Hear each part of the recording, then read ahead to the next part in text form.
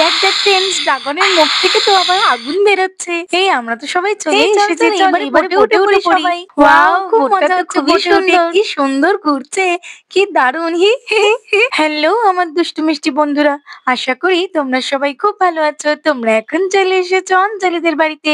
অঞ্জলিদের বাড়িতে আবির তো কিছু একটা তৈরি করছে, তো চলো তাহলে এবার দেখে নিয়ে আজকের কি হয়। আরে এ কি, এটা তো নড়নড় করছে, আবার মাটিতেও ঠেকে যাচ্ছে, কিন্তু এরকম হলে তো হবে না, এটাকে আরেকটু উঁচু করতে হবে, তবেই হবে। দেখো দেখো রাখি দিদি, আবির দাদা না ওই পারে কি একটা তৈরি করতে, আমি জিজ্ঞাসা করলাম, বললো যে দাদা হ্যাঁ তৈরি করার পর তোকে বলবো।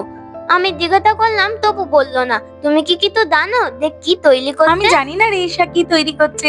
আসলে কি বলতো, আবির না একটু বেশি বেশি বলে দিলেই তো হয় যে কি তৈরি করছে ও। তবে ও যাই করছে করুক, ওর ভিতরে কিন্তু আমরা সবাই মিলে বসতে পারবো। হ্যাঁ, কি একটা বোট মতো তৈরি করতে মনে হলো, কিন্তু আমাদের বসতে দেবে তো?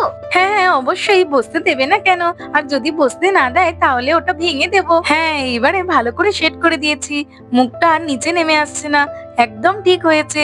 চলো চলো দেখি চারিদিকটা ঘুরে বোটটা কেমন হয়েছে। মনে তো হচ্ছে ভালোই লাগছে বেশ। আরে হ্যাঁ, এই দিক থেকেও তো খুবই সুন্দর লাগছে, মনে হচ্ছে আমার বোট তৈরি করা হয়ে গেছে। আমি ঠিক যেমনটা চেয়েছিলাম তেমনটাই তো দেখতে লাগছে। চিন্টুকে দিয়ে এখন আবার আবির আমাকে ডেকে পাঠালো কেন? চলো যাই গিয়ে দেখি আবির কেন ডেকে পাঠালো। এই আবির, আরে এটা তুই কি তৈরি করছিস? এটা দেখানোর জন্যই কি ডাকলি? ওয়াও, কি সুন্দর হয়েছে বোটটা, খুব সুন্দর লাগছে রে। এই বলছি আমরা সকলে এই বোটটাতে উঠতে পারবো রে? হ্যাঁ রে রোহান, এই বোটটা তো আমি তৈরি করেছি সেই জন্য, যাতে আমরা সবাই মিলে চড়তে পারি নদীতে। দেখ এইবারে কেমন লাগছে আমার বোটটা, খুব ভালো হয়েছে রে আবির। আমি তো বিশ্বাসই করতে পারছি না যে তুই এটা একা একা তৈরি করেছিস। কি সুন্দর লাগছে ড্রাগন বোটটাকে। দেখলি তো রোহান কেমন করে আমার বোটটা নিজে নিজে চলতেও পারে। এইভাবে জলে দিলে না বোটটা একা একাই চলবে। আর এই ড্রাগনের মুখটা দেখছিস, এইখান থেকে আবার আগুনও বেরোবে। খুব দারুণ হয়েছে রে আবির, আমি তো ভাবতেই পারছি না যে আমি ড্রাগন বোটে চড়বো। কি মজা হচ্ছে আমার। ওয়াও, কি সুন্দর আবার আগুন বেরোচ্ছে। ওই দেখো রাখি দিদি, রোহান দাদা এটাতে।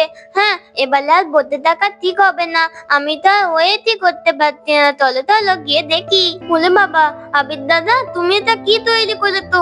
কেমন রাক্ষসের মতো দেখতে। হ্যাঁ, আমি তো ভাবলাম যে তুমি খুব সুন্দর জিনিস তৈরি করবে, আমাকে যেন গিলতে আসছে। কি ভয়ঙ্কর রাক্ষসের মতো এই জিনিসটা কি? এই ঈশা, তুই আমার বোটটাকে না উল্টো পাল্টা নামে একদম ডাকবি না, কিচ্ছু জানো না। হ্যাঁ, এটা নাকি রাক্ষস বোট, এটার নাম হলো ড্রাগন বোট। হ্যাঁ রে আবির, খুব ভালো হয়েছে।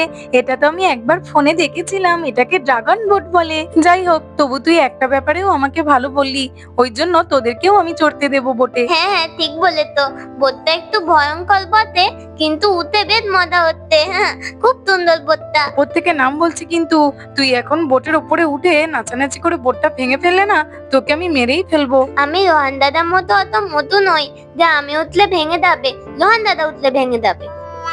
চলো দোকান থেকে ম্যাগিটা কিনে নিয়ে যাই, তারপরে বাড়িতে গেলে মা ম্যাগি করে দেবে। ম্যাগি খাবো ম্যাগি খাবো। আরে এই কি, রাখিদের বাড়িতে সবাই মিলে কি করছে, আর ওটাই বা কি?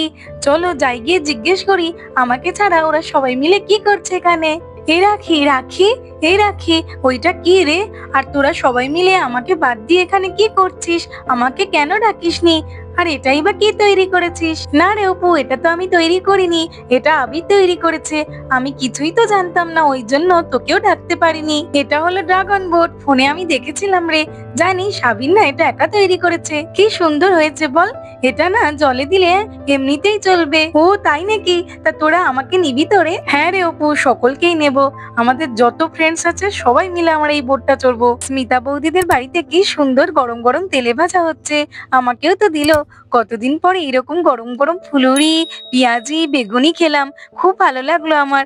বৌদিকেও বলবো বাড়িতে বানাতে, তাহলে বাচ্চারা আমরা সকলে মিলে মজা করে খেতে পারবো। চলো যাই গিয়ে দেখি বাচ্চারা ঘরে কি করছে। আরে কি বাচ্চারা, তোমরা কি এটা নিজেরা তৈরি করেছো? হ্যাঁ জানো তো পিমনি, এটা না, এরা কি চুপ কর, এটা তো আমি একা তৈরি করেছি।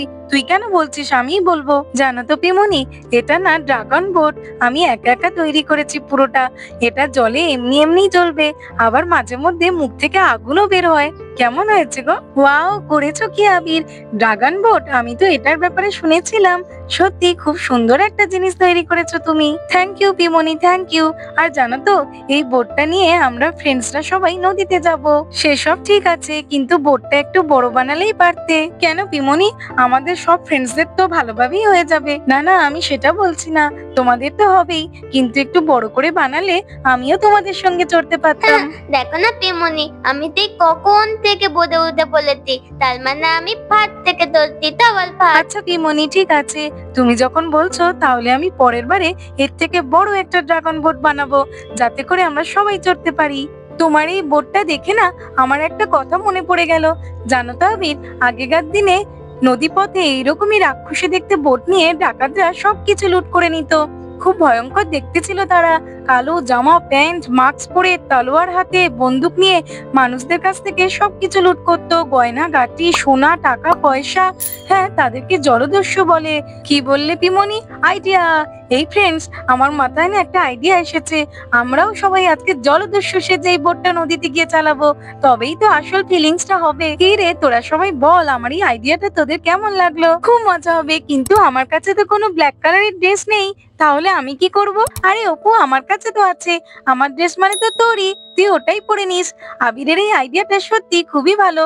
আমরা আজকে জলদস্যু সেজে ড্রাগন বোটে করে ঘুরবো। হে আবির, জানিস তো আমার কাছে না দুটো খেলনা তলোয়ার আছে। তাহলে তো খুব ভালো রে, আমাদের কাছে তলোয়ারও থাকবে। বাচ্চারা যাচ্ছ যাও, কিন্তু সাবধানে, অল্প একটু চালিয়েই চলে আসবে বৌদি আসার আগে, না হলে বৌদি এসে আমাকে খুব বকবে। হ্যাঁ হ্যাঁ পিমনি, ঠিক আছে।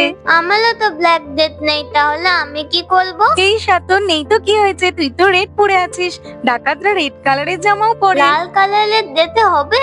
ও পিমনি, আমার এই দিতে হ্যাঁ হবে? ঈশা, কেন হবে না? লাল আর কালো মিলিয়ে ভালোই লাগবে। ইলে ইলে, আমিও দলদত্ত থাকবো।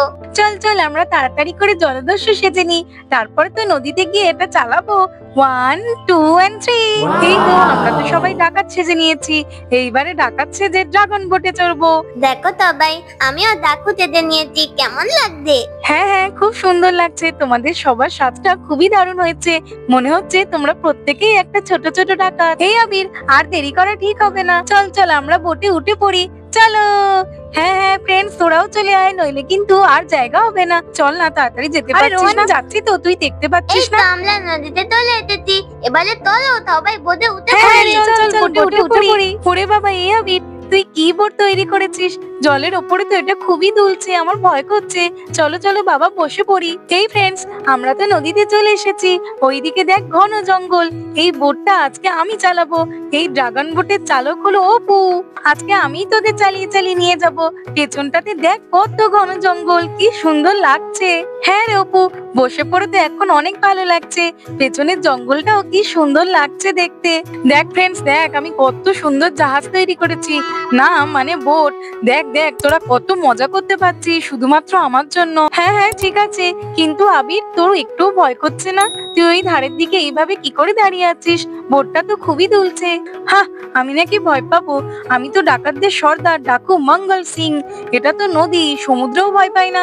ওরে বাবারে, এ তো দেখছি খুবই নড়ছে। না না বাবা, বসেই পড়ি, কোথায় পড়ে যাবো। ওই দেখ ওই দেখ, ড্রাগনের মুখ থেকে কি জোরে আগুন বেরোচ্ছে। আমার তো খুব ভয় করছে। হ্যাঁ রে, আমারও তো ভয় করছে। হ্যাঁ হ্যাঁ, আমি তো এইভাবেই তৈরি করেছি।